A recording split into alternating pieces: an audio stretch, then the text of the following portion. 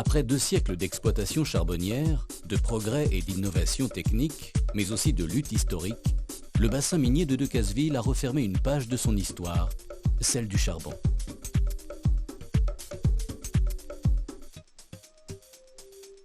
Confronté sur un marché international à la très vive concurrence des autres énergies, comme l'ensemble des unités de production de charbonnage de France, la découverte de Decazeville a livré ses dernières tonnes en 2001 pour entrer dans une phase active de mise en sécurité qui s'est achevée mi-2006.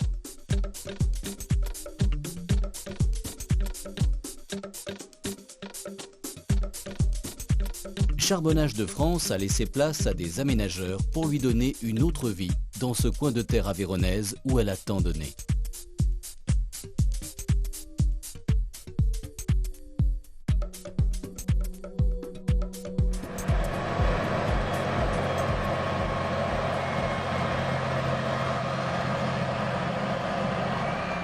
C'est en juin 2001 que le dernier godet de charbon est extrait dans l'Aveyron.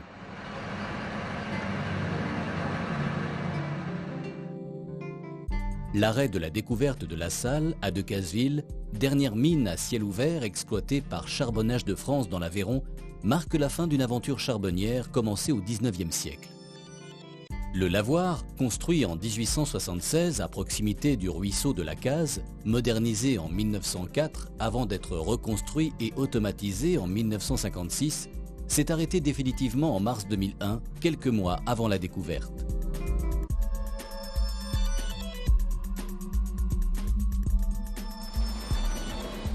Capable de traiter jusqu'à 1200 tonnes jour, il a été démantelé en 2002.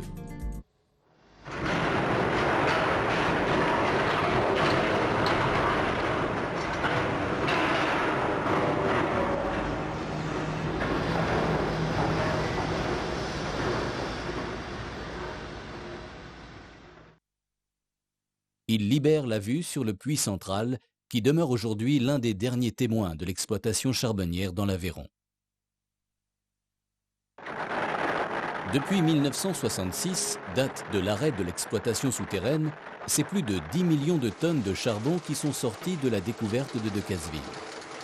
65% de la production alimentait la centrale thermique de Panchaud et les 35% de produits nobles étaient commercialisés dans le résidentiel, le tertiaire et les industries de la région. Construite en 1955 sur les rives du Lot, la centrale de Panchaud, d'une puissance de 60 MW, a été arrêtée le 31 décembre 2001 après plus de 45 ans d'activité. Elle a été démolie en juillet 2004.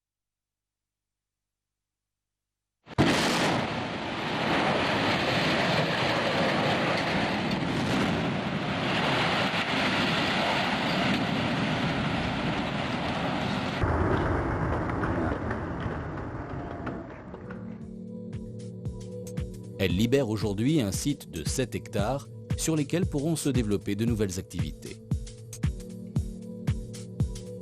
110 millions de tonnes de charbon ont été produites depuis le Moyen-Âge dans l'Aveyron. Petit retour vers le début de l'aventure charbonnière dans le bassin de Decazeville-Aubin, au nord-ouest de l'Aveyron. Si le premier témoignage sur la présence du charbon remonte à l'année 1360 du côté de Villefranche-de-Rouergue, l'Aveyron vit toujours d'agriculture et d'élevage au début du XIXe siècle. Pourtant, dans le pays d'Aubin, le duc Élie de Cazes va créer un gigantesque bouleversement économique. Ambassadeur de Louis XVIII en Angleterre, le duc de Cazes revient en effet enthousiasmé par les techniques employées par les sidérurgistes anglais. Constatant la présence de minerais de fer et de houille dans la région, il fonde la Société des houillères et fonderies de l'Aveyron en 1825.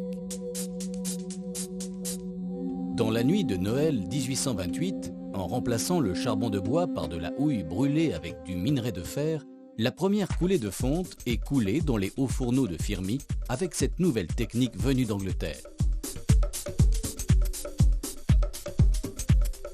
Très vite, le site de Firmi s'avère trop petit et 3 ans plus tard, en 1831, le duc de Cazes construit une plus grande usine avec son agglomération dans la plaine de la Grange. C'est à cette époque que commence véritablement l'exploitation industrielle du charbon dans l'Aveyron.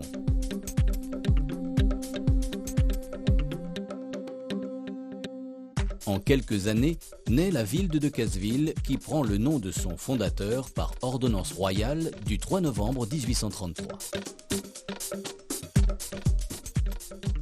L'extraction du charbon se fait essentiellement dans des mines souterraines.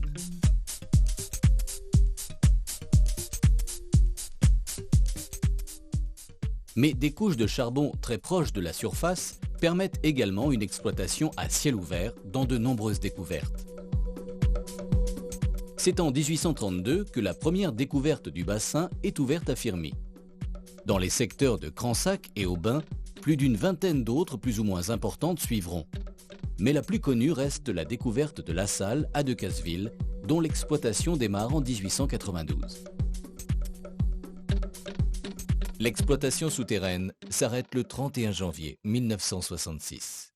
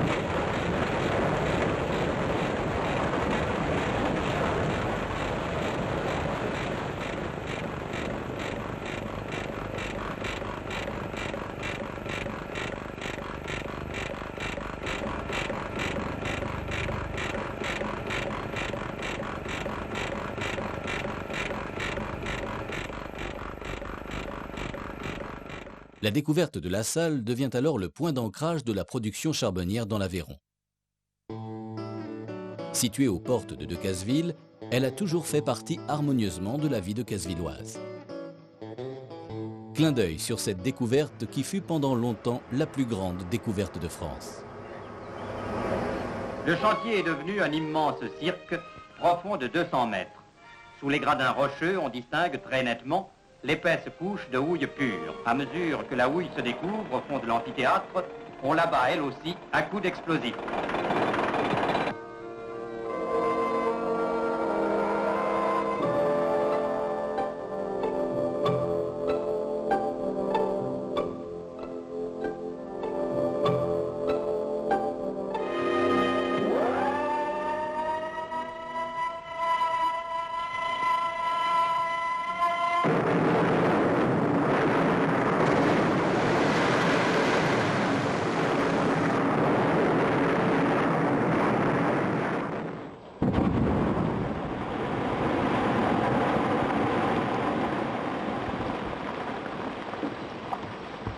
L'explosif ayant fait son œuvre, il faut déblayer les terres abattues.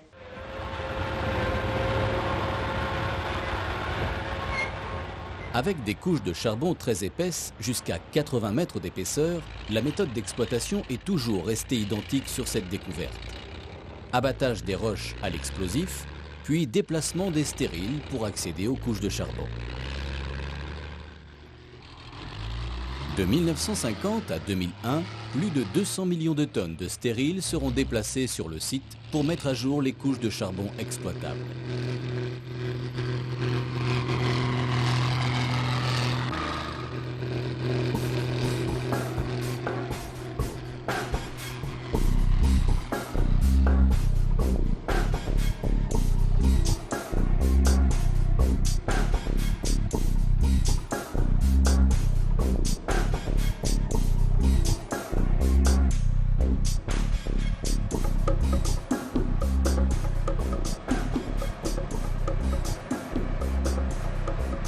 La découverte de Decazeville se dote d'engins impressionnants, de véritables monstres d'acier qui entament quotidiennement une ronde incessante au fond de la découverte.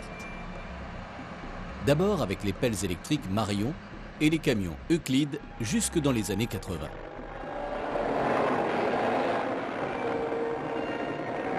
Rien n'arrête les puissants véhicules chargés d'évacuer les déblais, ni les pentes les plus raides, ni les pires bourbiers de la mauvaise saison. Puis, avec des pelles hydrauliques beaucoup plus rapides et plus puissantes, dotées pour la plus grosse d'entre elles, la pelle de mag, d'un godet de 14 mètres cubes. C'est le T sur C, terre sur charbon, qui détermine la rentabilité de l'extraction.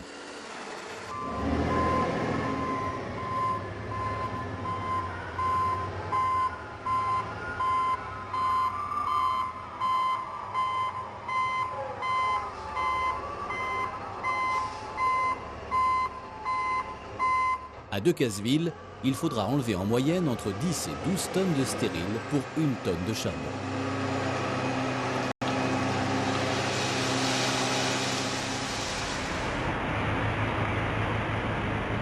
Après plus de 100 ans d'extraction de charbon dans cette fosse, l'exploitation s'arrête en juin 2001. Les équipes de charbonnage de France sont toujours là pour engager un nouveau défi, la réhabilitation du site. Objectif, mettre le site en sécurité conformément aux obligations du code minier pour mi-2006.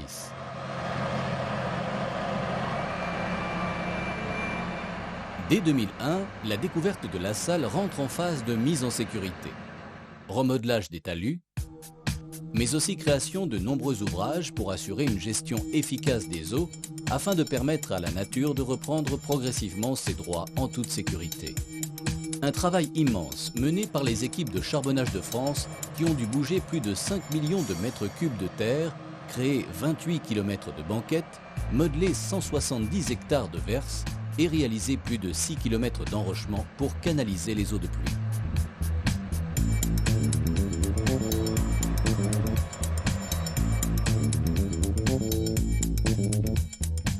Quatre années de travail auront été nécessaires pour gommer plus d'1 siècle d'exploitation dans cette découverte.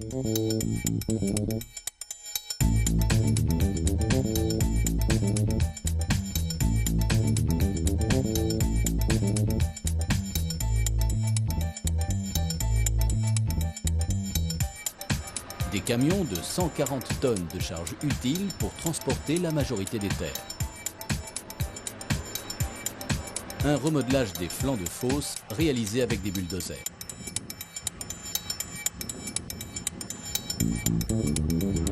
Il ne s'agit plus de pousser les remblais sur les verses ou de charger les camions de charbon.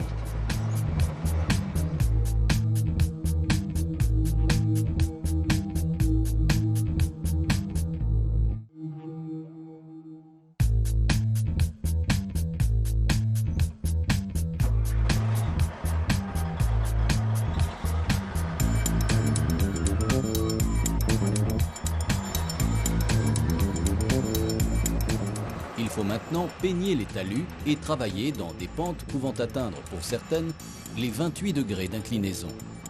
Le professionnalisme du personnel de l'UT Aveyron fait merveille. 4 années de travail, de concertation, d'études techniques et de rapports d'experts seront nécessaires pour obtenir l'arrêté préfectoral d'arrêt des travaux de la concession de Decazeville-Firmy, signé le 5 novembre 2004. Qui fixe en particulier, à la cote 195, le niveau du lac de la découverte de la salle. Un consensus général entre les souhaits des représentants de l'État, des élus et les impératifs techniques et financiers de Charbonnage de France a permis de retenir cette solution qui offre un maximum de garanties à toutes les parties concernées.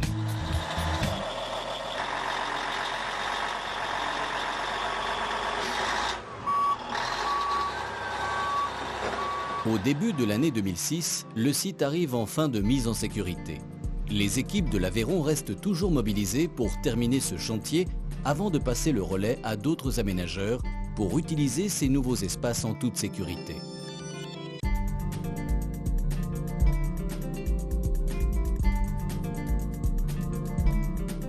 La découverte de la salle s'est ouverte à une autre vie, celle de l'après-mine. Mais c'est maintenant une autre histoire qui va s'écrire à Decazeville.